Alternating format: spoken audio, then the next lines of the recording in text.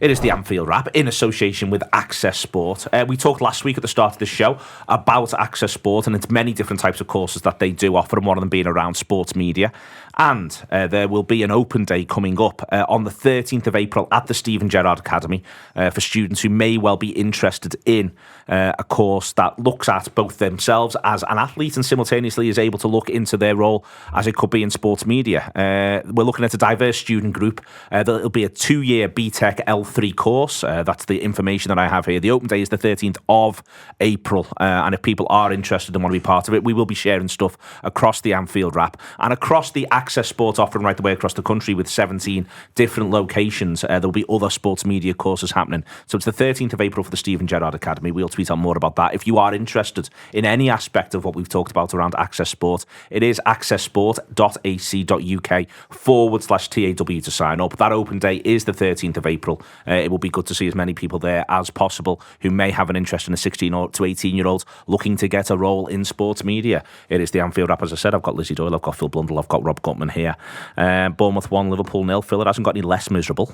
No, certainly hasn't. There's been games this season where you've sort of been able to go, yeah, well, if this had happened or this had happened, but we've ultimately gone to Bournemouth, created very little. Like, we play well first 20. Genuinely, so we create very little. 17th minute onwards, we create very little. But even then, indeed. the goalkeeper wasn't under any threat. No, there was the one we have one cleared off the line, but it's from a corner, which doesn't really feel like you're setting the team up to play a certain way. It's not a chance that you've created because of what you've done, and everything else was just a bit like what are we doing? Like, the thing that I thought interesting is the team, in terms of we going with the midfield of Elliott and Bajcetic. They were leaving someone who's 6'3" back at corners, 6'3". Now, if you're leaving someone who's that big back at corners, that means your team is massive. And we're trying to go into a position where, if you're going away from home in the Premier League, you might be able to out-football a team, but if you don't out-football them from the off consistently, you're going to have a battle. And that wasn't a midfield that was having a battle. And that was the problem, that after they'd realised that we weren't necessarily going to hurt them, which I don't think we did for the first 20, they came into it a bit more. They realised they could gamble a bit more. They realised they could have a go and maybe just have a bit of a scrap and bed in and just out-battle us. And that was the problem for me. It wasn't that we just created chances and missed them, which you can sort of excuse and go, well, okay, fair enough. It's one of those days. It wasn't one of those days. It was just abject. It wasn't one of those days, Lizzie, not least because there's been so many of them across the course of the campaign. We'll get on to the penalty miss. It does feel sort of defining, but it lets Liverpool off the hook to an extent. We just haven't got to grips with it all season, that it's Bournemouth's biggest home game of the season. We can have any view we want on whether or not Manchester City should be bigger or Arsenal should be bigger, but Liverpool is the biggest home game of the season. It's Nottingham Forest's biggest home game of the season. In a few weeks' time, it'll be Leeds' second biggest home game of the season. We'll allow that Manchester United is a bigger home game, but Liverpool's record on the away from home against this generic bottom 10, I still don't really know what the plan is. And as Phil says, they're just allowing themselves to be eaten up. It's absolutely shocking, and I think I'm just really disappointed because I feel like I bounced back from a couple of the defeats and the draws earlier on in the season because I just kind of accepted where we were. And then we've had this bit of a run that we've put together recently, and then we come off the back of battering Man United 7-0. And I jokingly said, coming out the ground, I went, oh, watch now, be 0. I said 0-0. I was optimistic. I said, watch, it'll be 0-0 at Bournemouth. And I said it a little bit in jest, but there was part of me that I was being deadly serious because a 12:30 kickoff as well. That's the 5th 12:30 kickoff we've played, I think, yeah. And we haven't won a single one. We haven't won any of them. I don't think we scored a goal in any of them. Everton, Chelsea, this one. Forest, yeah. But we lost that one. Yeah, no, I don't think we scored a goal. But it's like you say, it's this plan, and there's got to be something more at play. It is the thing for me. I think, like Phil said, that first, you said 17 minutes, didn't you? So I actually thought, we've started all right here, but it was quite scary to see how much the heads dropped. They just dropped. And I was like, how can this team who was playing so well literally a minute ago for 17 minutes completely change and play so bloody awful? And it was just a really, really bad day at the office. And like you say, it just hasn't got better as the days have gone on. The bad day at the office stuff, Rob, I take Lizzie's point. I know she doesn't literally mean it like this, but what I'm finding difficult is that Bournemouth clearly had a Liverpool plan. And it's hard to argue Liverpool had a Bournemouth plan. And it may well be that I'm wrong. It may well be that that's been the case, but you've just got to go through there's something hugely ironic in the fact that Liverpool have played really well away from home this season in front of big crowds. Put them in a stadium in front of no one, and they're absolutely rubbish. It's not the idea that that's, you can make that point all the way through. Yes, they lose at United and they lose at Arsenal, but they actually play relatively well at Arsenal for 45 minutes. They go to Ibrox and Ajax in Europe and get results. Yes, they struggle at Napoli, but Napoli are the best team in Europe. They get themselves wins at at Newcastle and at Tottenham in there as well. There's been away wins, but it's come against better sides that are higher in the table, atmospheres that are crowds that are bigger. It looks to me like Liverpool, they don't even, not only do they appear to not have a plan for Bournemouth, they appear to not to have a generic bottom 10 away plan. And I'm finding this very, very difficult to watch, and the catalogue of excuses around it feels very, very light off the back of Manchester United getting beaten 7-0 and Liverpool having the full week to prepare. It's such an entrenched pattern, isn't it? Us not getting results against teams. You beat United 7-0. You go, for God's sake, Reds, I know it's been a dog of a season in many respects, but that's the bottom team in the league. You just keep calm. You just let your quality show and you take the win. It doesn't have to be 5-0, 1 or 2. It's fine. But for it to be this Groundhog Day of style of performance, the lack of chances we create the same against in all these cases. It feels the same anyway. It's really, really hard to make any sense of it. It's not just the big crowds we play well in front of. Well, one of the big crowds we play well in front of is our own crowd in the bigger games. It's the big challenges.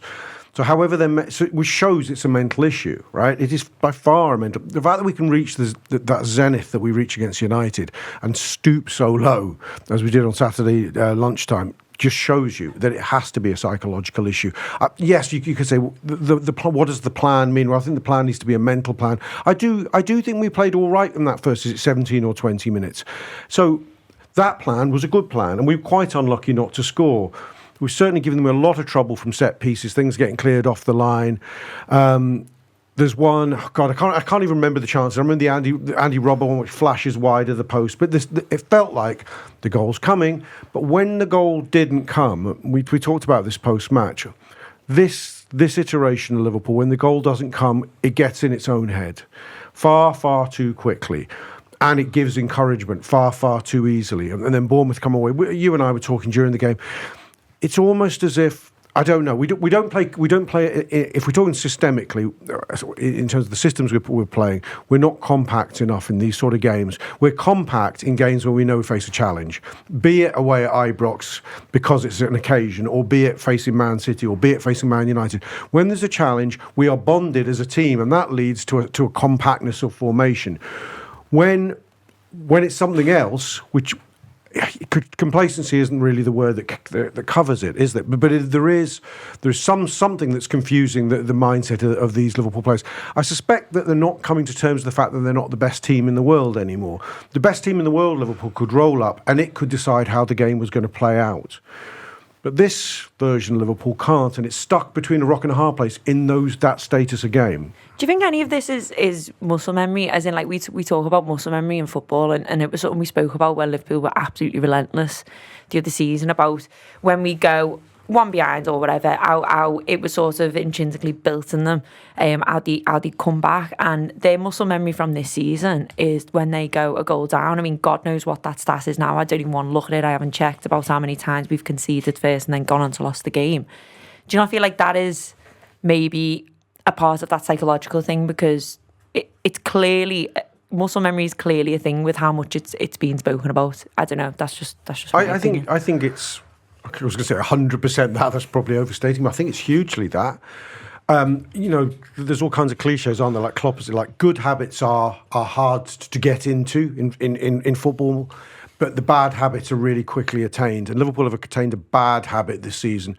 We attained it on that first day against Fulham. We reinforced it with a series of ensuing aways, and it's just so ingrained. But I think there's something else here which isn't muscle memory in the same way, but I think it's a collective. Ultimately, Bournemouth can look at a number of videos and go, if we survive this, then we'll get a chance to do this. Yeah, and then they can plan around it tactically. Yeah. And Liverpool aren't doing anything about what they're doing tactically.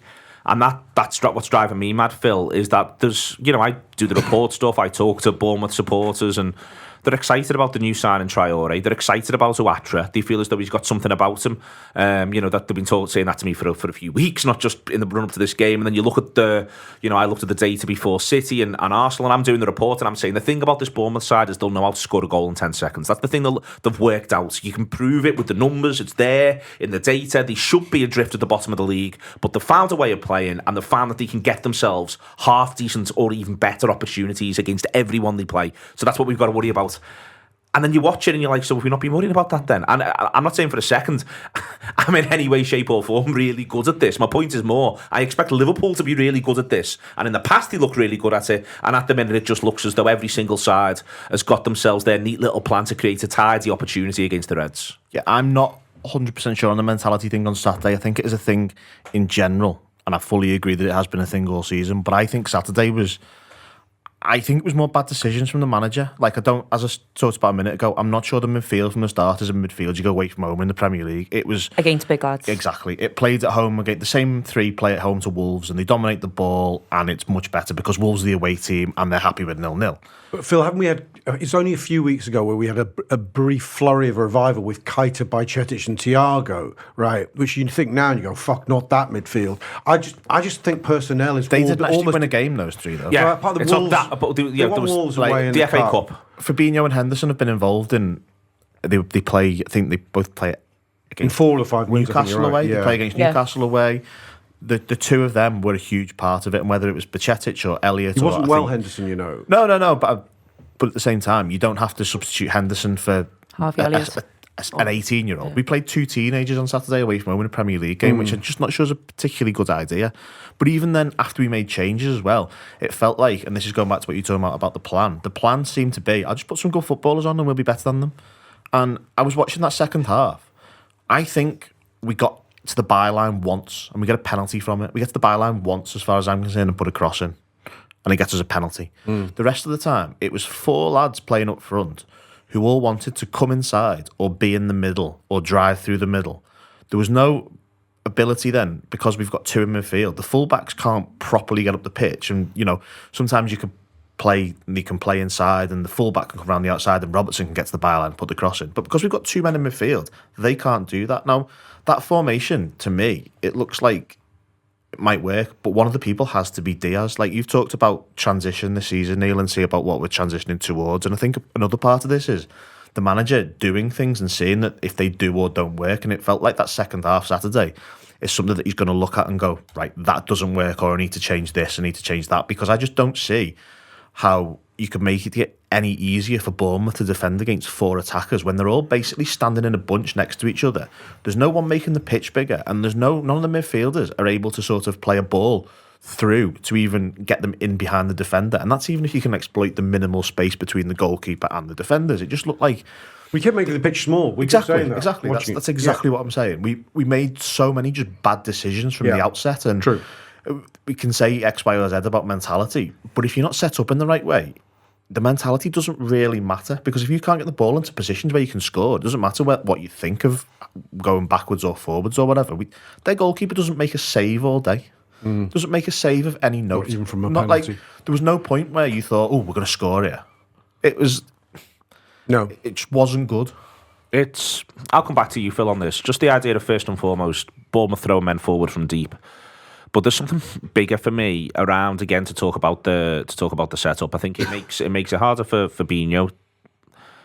Artur on the bench, and I want to be careful here not to sort of end up saying something that people go, oh, he's overstating this and all that sort of stuff. He puts Artur on the bench ahead of Jones, ahead of Chamberlain, ahead of Keita. Now, it's possible any one of those 3's got a knock. It's possible all 3 of them have got a knock, because we haven't got the information, unless someone's seen something I haven't seen. But no Jones, no Chamberlain, no Keita, but Artur's on the bench. And this, to me, feeds into the same thing. The only circumstance where Artur was getting on was if Liverpool were 3-0 up. Why are we picking a bench away from home? Off the basis of the fact that we want to do X if Liverpool get 3-0 up. Because it's not like there's loads and loads of patterns of Liverpool being 3-0 up away from home against teams in the bottom of the league. And in part of making the pitch bigger, and in part of them being able to throw men forward from deep, Firstly, part of what a mass defence allows you to do is then when you do make the run, it'll automatically come from deep. So this is a team taking a strength in terms of how they're dealing with us and then turn it into another strength as long as their lad runs fast enough and B, works hard enough, which in Atra's case he does, and he gets in. And then as part of that, this is back to the sort of the doing something a bit different, making the pitch big. I know there was a lot of fuss, I'd say overstated fuss, but I wasn't doing shows at the time around Keita after Crystal Palace. Chamberlain has had a really funny season with the manager where, you know, for me, he did his job when he played that left-hand side role for a period. There's no sign of him. If you want to go to 4-2-4, you can make an argument that you could at least have Chamberlain hold one flank, and he could do that for you. And the Jones thing to me just feels really, really odd, because it's not as though Artur's going to be here next season and he's nowhere to be seen either. And I see all of this as part of the same point, which is we've not gone in to win the right to play, and we've not gone in going, this is going to be really hard. And that's what really worries me, because it was going to always be at least a slightly difficult game until you did get your 2 goals ahead. Yeah, and without knowing what the other 3 were doing, it felt like the Arthur thing's a little bit of, we'll keep him involved. He can't be involved on Tuesday, can he? So they're trying to make him feel involved in that respect. That, you know, come and sit on the bench at Bournemouth. Maybe we'll get you on. But the idea that you've got the concept of maybe we'll get you on in your head is a bit arrogant to me, because that team, combined with that, it feels like we just sort of expected to turn up, pass the ball around them, and win the game. And that's not what you're doing. Without going all Graham Souness and going our league. You can't just go away from home and expect to pass the ball around a team who are fighting for their lives and are also massive. Like you just can't expect to do that. And it was like we just thought, we'll just turn up and we'll score here. And then once you get to 25, they'd all gone, what happens here? We haven't scored yet. We were supposed to score by now, and we were supposed to be 2-0 up at half time, and we were supposed to bring everyone off on 60, and we were supposed to have a nice rest. Like, in the same way that Trent comes off clearly because they decided before the match he's coming off. And all right, the substitution nearly gets us back into the game, because the man who comes on it right back gets us a penalty effectively with a really good ball. But still, you can't. I just don't think you can bring him off and go, well, he said he was coming off, so he's coming off, which. We didn't play in the week. We're not playing next weekend. He's probably not going to go away with England, I wouldn't have thought. Because I think we're probably back into the realms of, I don't need to pick him now. It's not a tournament. No one cares about it, so we'll probably leave. She's probably going to get 2.5 weeks off after Wednesday. And we're picking teams that way. And I know he started a lot of games recently, but it just felt like we'll do this. And but also part of why he plays the 2. So again, I can talk about Jones and Chamberlain and Keita, and we can talk about Henderson's got a cold. By the way, I'm sick of lads not being picked for Liverpool from the start with a reason, and then them coming on to save the day later in the game. Definitely. That has been 10 or 15 times this season. It's insane how often that's happened this season, and I'm sick of it now. I'd genuinely rather they weren't even on the bench. Yeah. Like Nunes at Palace. I'd rather he wasn't there. Yeah. No. I think that's... But the idea of it's a precaution, so we're going to do this, and then suddenly 45 or 60, you fucking get stripped and get on here because this needs sorting out. I'm sick of it. So you can say it as much as you want, it drives me mad. But the next phase of that... It is your fault, you said it before. Literally, the manager said it is pre-match. You said not on me. I mean, you were just repeating what he said, but you were saying it before. But as part of this, though, Lizzie, that's part of the point there around. We're going to take Trent off, and it's going to be Milner who comes on for him, because at the minute Gomez is injured. So this is the way this is going to work. It's going to work that way around. Well, that precludes him from picking Milner in centre mid, instead of one of the teenagers. Yeah, which is wild. And so, but this sort of these decision trees, as you go through them at times, you just left going, well, if you're not going to fucking take it seriously, and that's the one thing that I don't think about this manager, and yet it just feels at times this season, the number of games afterwards, you're going, well, if you're not going to commit everything to the first 45 minutes, then why should anybody else? Yeah. And that's what concerns me in there. Yeah, and listen, we obviously don't know what he's thinking. Like, bloody hell, if Klopp was listening to this, he'd go, that wasn't my thinking or whatever, but that's certainly how it looks. And I think... I did have a train of thought then. I feel like I've just lost it. But just with sheer annoyance. Yeah, I think for me, like, what I'd say is that we have a balance, or we had a balance, and we finally struck the balance that we've been looking for all bloody season in that midfield, and he just chooses to go against it and leaves, like you say, someone extremely capable of filling that Jordan Henderson-esque role on the bench and then bringing him on sort of at right back on 60 yards is just mental. And this idea that, like, that was my thought. Jurgen Klopp says, and has said ever since we've known him, but ever since he's been in charge of, one game at a time. We only look at one game, and that has been repeated and that has been stressed the whole time of his tenure. But that just felt like that did not apply this time. And it feels like it's not applied all season, Lizzie. No, you're right. You're 100% right. But if there is a bit of an eye on Real Madrid, like I kind of get it, but you also do have to. Listen, I love Liverpool, and I think Liverpool can turn any football game around, because at the end of the day, a football game's a football game and anything can happen. Bournemouth can go and beat Liverpool 1-0. Do you know what I mean? It's not too out of the realms for anything to happen in a football game.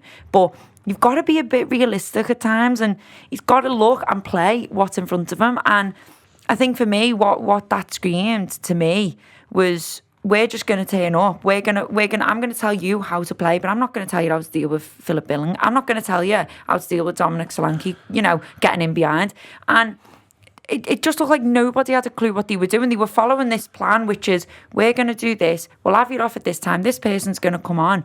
And that's the end of it. And there's almost like no argument.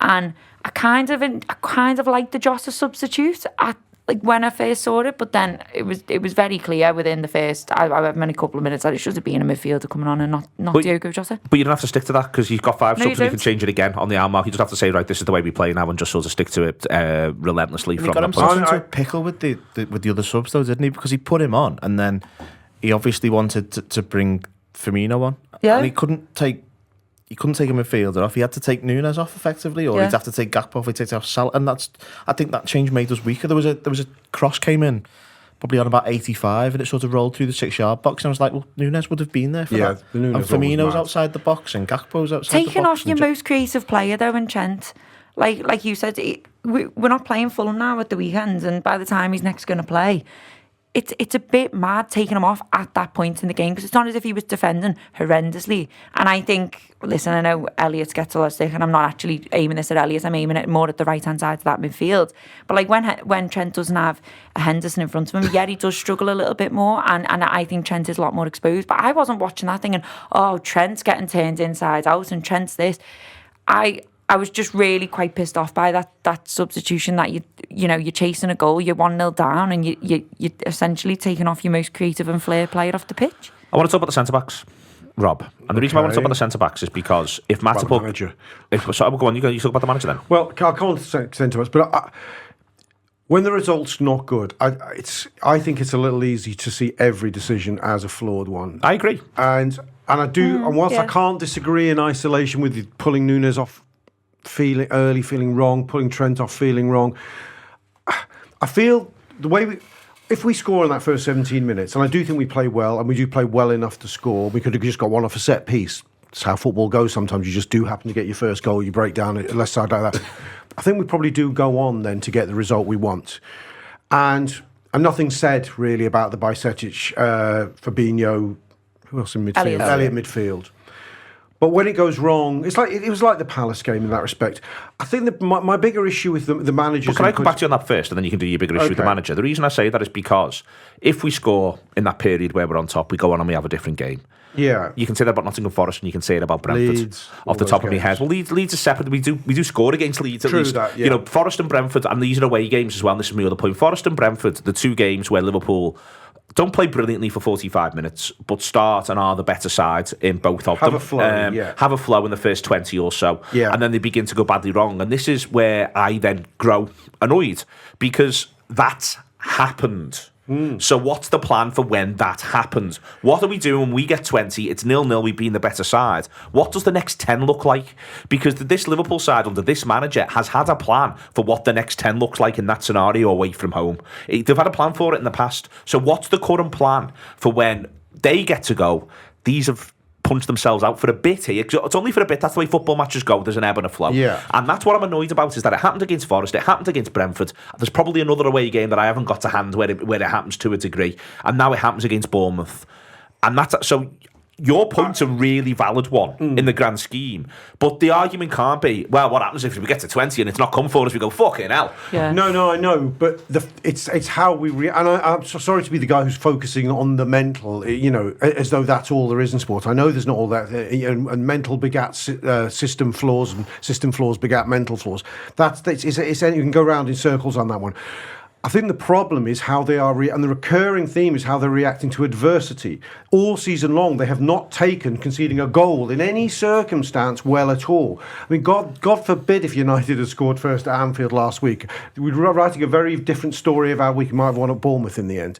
But the plan is Liverpool didn't set out to dominate 20. Then, as you say, right, with the ebb and flow, then Bournemouth to have a strong 10. They set out to dominate the football match. So the spells where they weren't on top were just flurries of deadness in midfield. It's the fact that they get confused in their own heads. They get ragged. They get ragged in terms of their setup. Not their setup. They're compact. I keep using that cliche. They stop being compact. They're frustrated. They're letting frustration overtake them. This is what I think's happening. And you want to be honest. But every team always has a spell. I mean, I'm literally quoting you. Yeah, they do have a spell. You've been saying that to me for years. Every team always has a spell. My friend Julia, who lived in Brazil for a while, so there's a Brazilian phrase: if you do not score when you're on top, you will concede. It's more poetic in Portuguese Brazilian.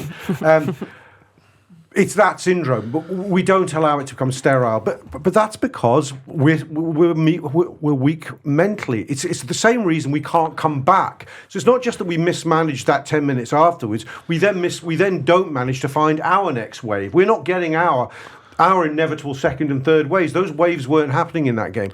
You can ask me about the centre halves, and I felt straight away the minute things were going to go awry that they were going to end up being the day's scapegoats. I thought Van Dijk was having a good game until the point where he was at the scene of the crimes, and he gets legged, doesn't he, down our left-hand side. I don't think he played well, but I didn't think he was terrible either. But maybe I'm standing alone on this. He was very nearly. It's like after Forest where he fails to score and he's shit at the end of it. I don't know. I feel people are a bit quick to dig out Van Dijk these days, but maybe I'm on my own. My centre-half point is actually, Rob, I think that if you think the centre-halves have got grief, I think that if it's Matip or Gomez who play like either of them, they're getting absolutely slaughtered. Exactly. People are offering to drive Joe Gomez to Aston Villa and all sorts of mad shit. Well, they are ready for those two, and that has happened to Matt. But one of my points here is that the centre-halves get exposed, and then both of them find playing centre-half tough. I'll come to you, Lizzie, on it. If that is Matip or Gomez, all I am hearing is why X or Y have finished and should never be near a Liverpool team again. Canate and Van Dijk have Matip-y, Gomez-y games from this season, and yes, there is such a thing as credits in the bank, but there's also maybe such a thing as at times watching a footy match and going, maybe we're harsh on the other boys because when this happens, they can't cope either. But sorry, go on. No, sorry, everyone wants to talk about this. Lizzie, then Phil, then Rob. I'm just look at the pattern now of when this happens to any centre half. I mean, like, I disagree. I thought Van Dijk was rubbish. I really did, and I think.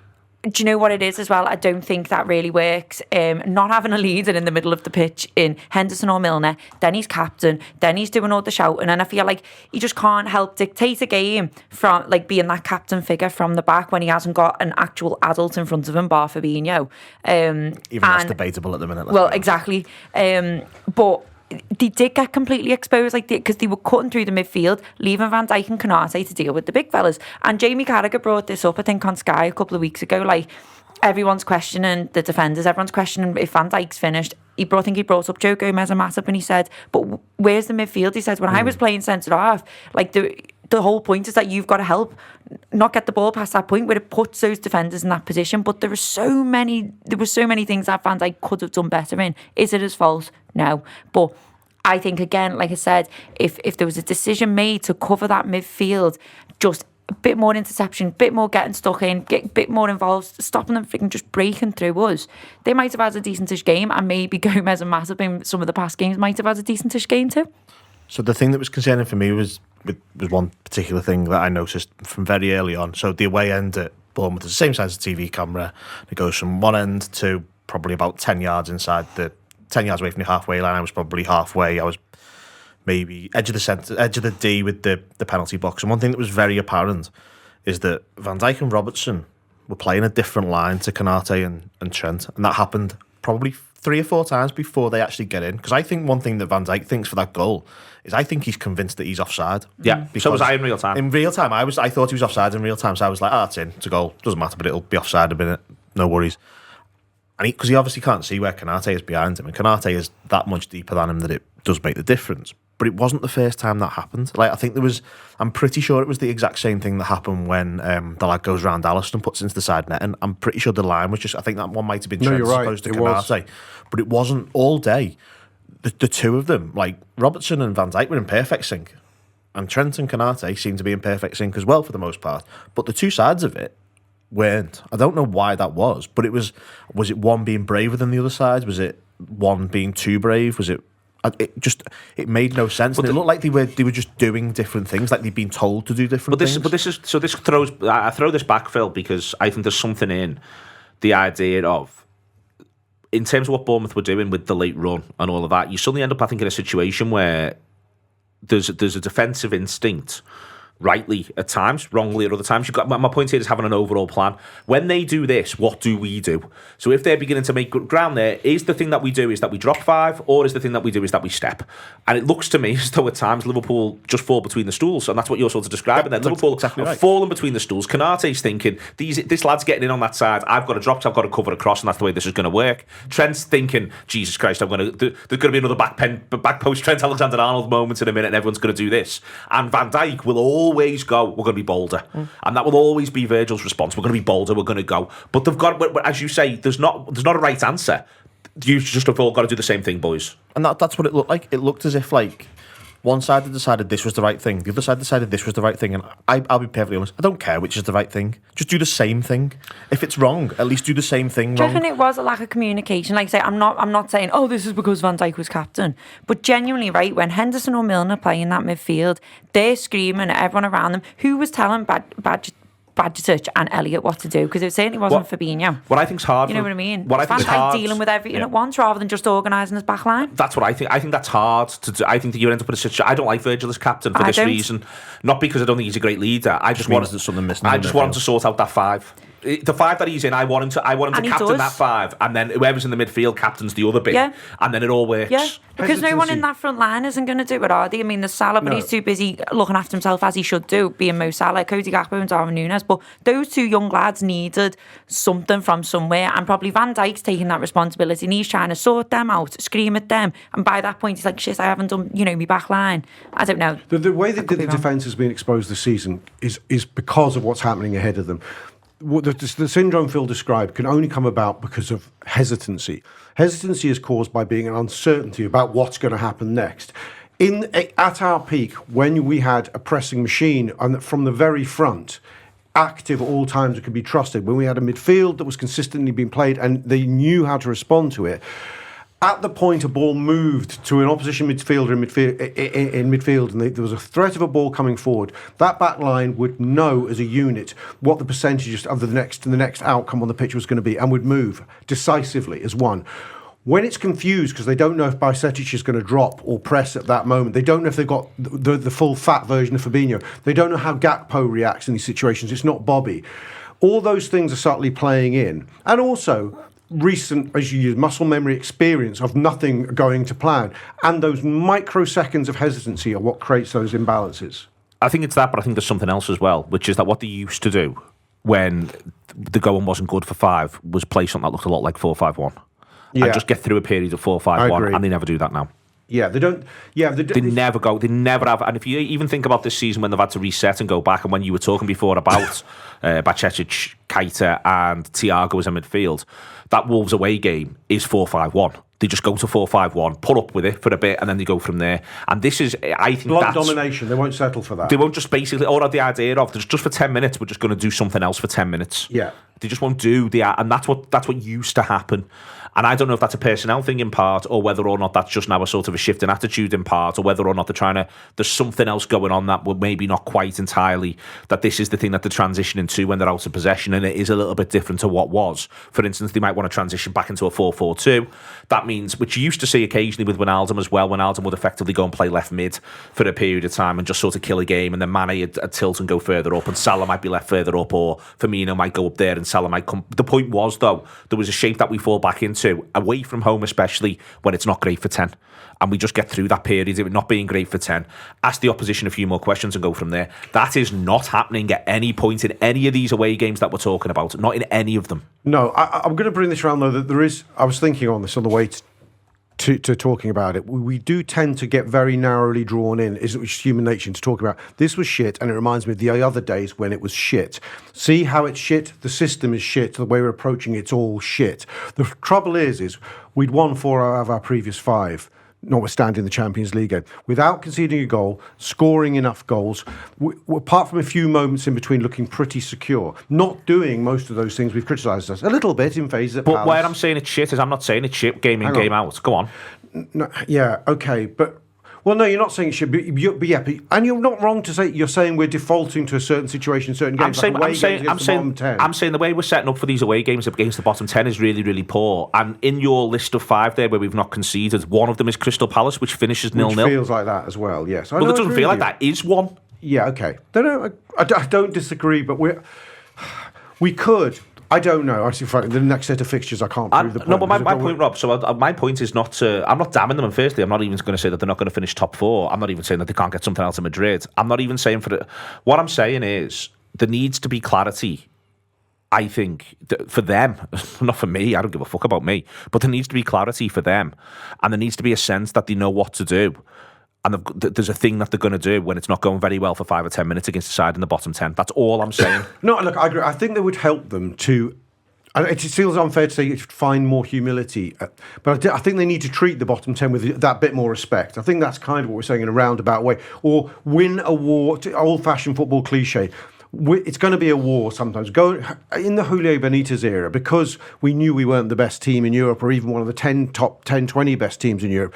We could go away to we could go away to the bottom 10 a lot of the time and dog it for 20 minutes, actually absorb the pressure. I'm not saying we were particularly good in those times, but there was a feeling that we'd nick it with an Owen goal or whoever the equivalent, or a Torres goal late at Villa or something like that. It's a feeling that that would actually be fine.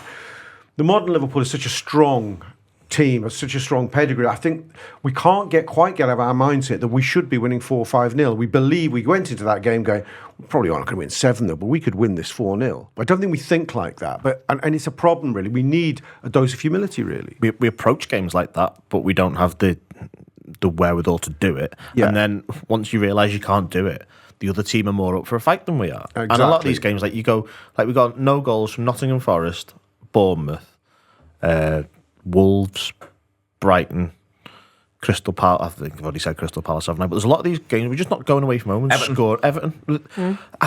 Everton, I think, exists in its own way. I wouldn't say Fulham or Brentford are outside. They're in that mix, even though we get a goal. Yeah, we don't get a goal at Brentford. We do. Sorry, we do. Chamberlain makes it. Yeah, everyone forgets it actually finished 3-1 and not 2-1. I do anyway. Yeah, but if you need to be able to go away from home and have a bit of a fight in this division sometimes, because we aren't in a position where we're just going to out-football everyone, because at the minute we aren't that good. So what we've got to do is we've just got to go and impose ourselves on the game. And when we don't nick that goal by playing football early on, we can't do it. Where were the 4 rabid Reds chasing down a Palace fullback in the last minute like we saw against United? Where was that? Why doesn't that happen? But also, as part of that, when you look at 18-19 and 19-20, there's a couple of games in there. Bournemouth away is actually one of them, where Liverpool, a couple of away games in there against the sides at the bottom, where Liverpool do cut loose. Loads of them are 1-goal victories. Loads and loads of them are 1-goal victories. I did the thing looking back at 19-20 prior to when COVID hit. So if you go all the way up to when COVID hits in 2019-20, Liverpool, when COVID hit, to 25 points, clear of Manchester City. Liverpool have in the league games the first 27 or 28, however many it is. Liverpool, I think, have 11 games where with 15 to go they're leading by 2 or more goals. City have 12. But City are 25 points behind, and the reason why is because we're winning more games by a single goal. City, on the day we fuck up against Bournemouth, City go to Palace, have a dog of a football match against Palace, but win it 1-0. There's us, I think, trying to be a bit more like them and pull away in games and make games a bit easier for ourselves. And I think City have got a bit more like us, and as was, and that is, I think, a more useful talent to have. Ultimately, because there's 30 points to be won away from home. Dominating a game and getting to half-time 0-0, I feel fine. like we were prepared to do that in 1920. Going to places like Huddersfield before, then going to places like Cardiff or Fulham, be 0-0 at half-time, and we'd be nervous. We've only got 45 minutes to get the winner, but we'd have dominated, maybe not made enough chances, but they wouldn't have laid any serious gloves on us. There was even some games, though. There was one in 18-19, I remember, it was a Watford. I think we win 3-0. But it's 0-0 until about 60. Yeah. And Watford, they have chances, Watford. But we were prepared to go there Do you think they should have a penalty? Exactly. We go there and we accept the game for what it was, and it's a difficult away game against a team who can cause you problems, a well-organised team with some good footballers. We accept that they're like Burnley. We should treat everything like Burnley away. Yeah, exactly. We were prepared to go there and have a scrap. All right, we went 3-0 in the end, and it's quite comfortable by the end of it. But for an hour, it wasn't. And it's hard to see us playing a poor side away from home, being 0-0 on 60, and having the sort of having something about us that means that we actually go, hang on, calmness, we just need focus. to out-battle them. It's like there's a panic thing. There's a thing where it's like, well, we're just better than these. Why haven't we scored? Why we're supposed to be better than these? Yeah. This is why, though. There should have been a goal. And then the last half hour on Saturday, I don't see how the goal was supposed to come. I'd love to go and ask Klopp how that Liverpool team was supposed to score, because I've no idea what the plan was. Was so disappointing, Yeah, because you thought only by that, and we didn't fully deserve. There was a deserved penalty, but we didn't deserve the chance to get the penalty in a certain sense. We weren't creating enough chance, but it was going to go in.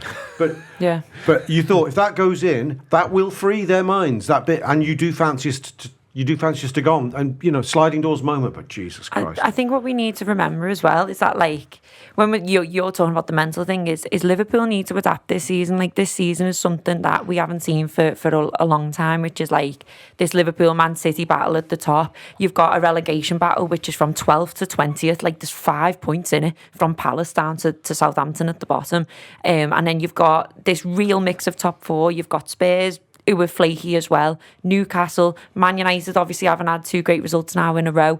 This is new territory for Liverpool, and this is the thing, like, I worry, what my thinking is because they're so used to going toe-to-toe with City and it being a two-team battle, like, almost having this much in the mix, this many elements, this much in play, is that what they're struggling to get their heads around, because it's a completely different mindset to what they've done for the last however many years. This is why, although it was a terrible game of football, and I said that, that's why I was sort of all right with what happened to Palace, in that it just was what it was. That just sort of happens sometimes. Games like that happen, and when you where you are, and that's why I think it got a bit too much, because it was a terrible game of football. Don't get me wrong, but I think everyone got a bit too putting the boot into too much into certain players, not least on a personal level, on a couple of instances, which I thought was out of order. But for me, I was sort of just all right with that's what's going to happen every now and again, and you play your way into a game. But maybe sometimes when you play your way into a game, you never quite manage it, but it's all right because that for me is the Bournemouth thing is, and that's what makes it all so difficult, is that you've got to play your way in. Yeah, you do, and I think with the Palace one as well. I mean, if there was a very, very, very slim chance of us conceding, because I think they've had something like only 3 shots on target in God knows how many games. Like, they've got no outlets, have they? But then, like, I don't get how you don't look. Like, I mentioned it. I said, but Bournemouth against Arsenal, and someone said to me, oh yeah, but Arsenal dominated it, and I was like, well, that's fair enough. But they got 2 goals there against the top of the league side. Like, that's what you need to look at. That's what you need to prepare for. It doesn't matter whether Arsenal had all the possession in the world. Bournemouth was still able to get 2 goals away from home at the Emirates. And it wasn't like the 2 goals were 30 yarders. No, they create good opportunities. They worked it really well. Yeah. They did, and you've got to give them credit for it. But also, we are talking about how rubbish Liverpool are, but you've got to give credit to Bournemouth, by the way, for how they played, because to be at the bottom of the table, having Liverpool come to you off the back of a 7-0 win to Man United, like, fair play to them. They done their own work and they got the results. They did indeed. The league picture then, we lost 3 on Spurs, 3 on Newcastle, 1 on United. Puts pressure on the big week. The big week isn't this week. The big week is the one straight after the international break, because we can't be cut adrift. Yeah, it would feel a bit lazy, a cliche to say, I actually fancy those kind of games more than playing the bottom 10 at the moment. And but I do, without expecting us to be able to go and beat City, Chelsea and Arsenal, I'll feel more settled going into that week in a way. They're not all free hits, because that City one isn't half 12 again. Like, just I don't. But City won't want that either. I mean, City will look at that first after the international break. Stevens on that one in terms of. I'd rather, given they're going to be strong favourites at home against anybody, I'd rather them have to put up with the cycle getting in their heads about 12:30 as much as us. I don't know. I wouldn't put money on it, but it's not the craziest thing in the world to envisage we win a couple of those 3, to win 2 of those 3 and draw 1. Let's put it this way. I fancy us to find our identity. All the things we've criticised Liverpool for mentally being able to adjust to, I think, today, I can see them readjusting for those kind of fixtures. They will be compact. They will be focused. They won't underestimate the opposition. They will have very clear plans and mental plans as to how to deal with the fact that they're going to come under pressure and hurt. Why? When you say all that makes me want to say fuck off Liverpool even more.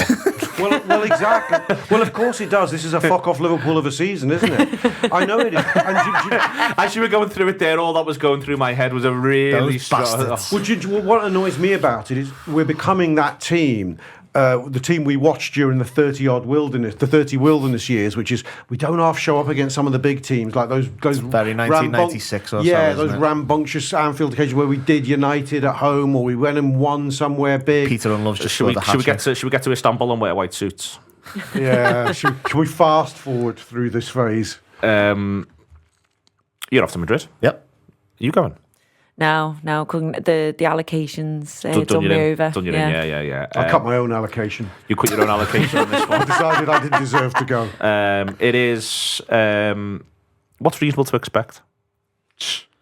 I think with Real Madrid games, just don't expect anything. That like, game of football will break out. Genuine, so I was probably the most all-right person there was with the first game because I'd sort of mentally prepared myself for the fact that Real Madrid can do quite literally anything. I wasn't sort of expecting them to score 5 goals and be 2-0 down and win 5-2, but I'd sort of gone, well, it's Real Madrid. Anything can happen. And that works both ways. Like last season, they win 3-1 at Chelsea in the first leg of the quarter-final. They're 3-0 down after an hour. 3-0 down at home to Chelsea. It wasn't a particularly great Chelsea team at the time either, was it? Let's be perfectly honest. I think the other thing that's in our favour is everyone goes, it's 3-0 at Real Madrid, but it's not really a normal 3-0, is it? No. If you're 1-0 up in a game of football, the other team will change their approach to try and score. If we're 1-0 up, Real Madrid aren't going to do anything differently.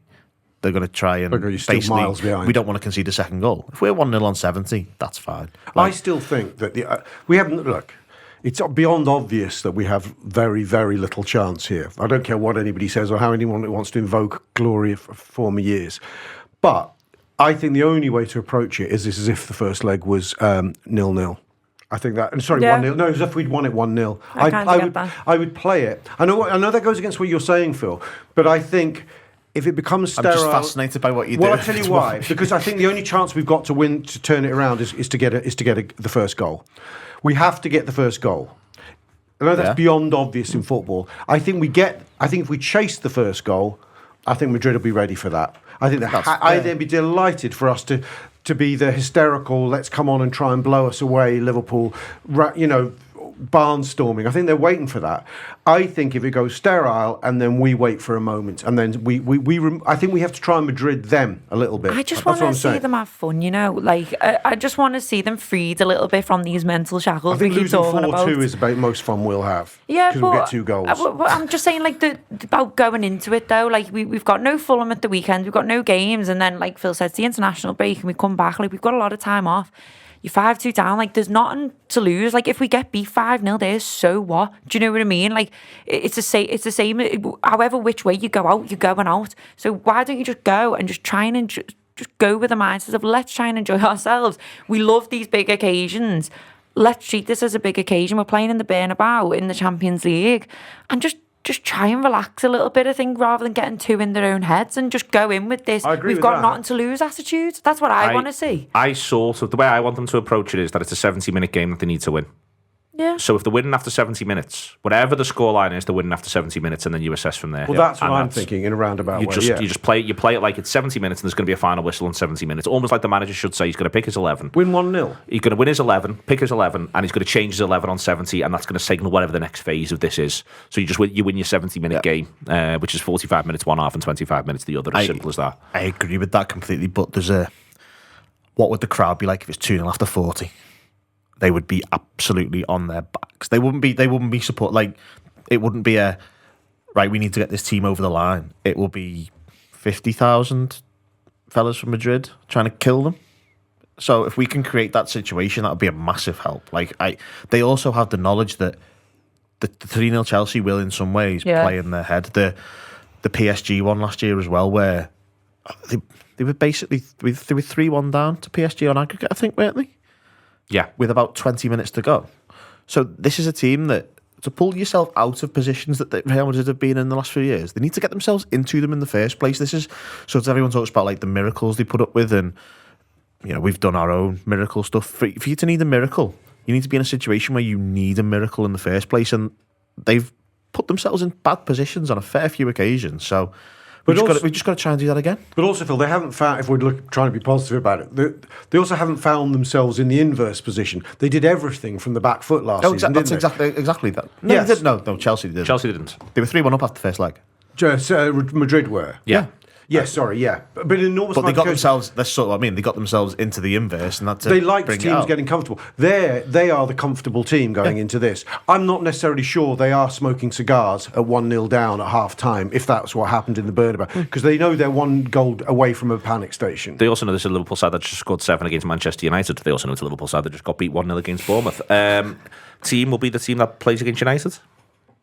Yeah. Elliot, Henderson, Fabinho midfield. Does anyone want to say it won't be that? I think it might be something else. I think it'll be Fabinho, Henderson, and another. I'm just not sure who the other is. I think. I thought the kid, as we'll call him, he's looked 18 a couple of times. He did against Madrid. He did against Madrid. If we're being honest. That might play in. So I could see it for Fabinho, Henderson, Elliot. Yeah.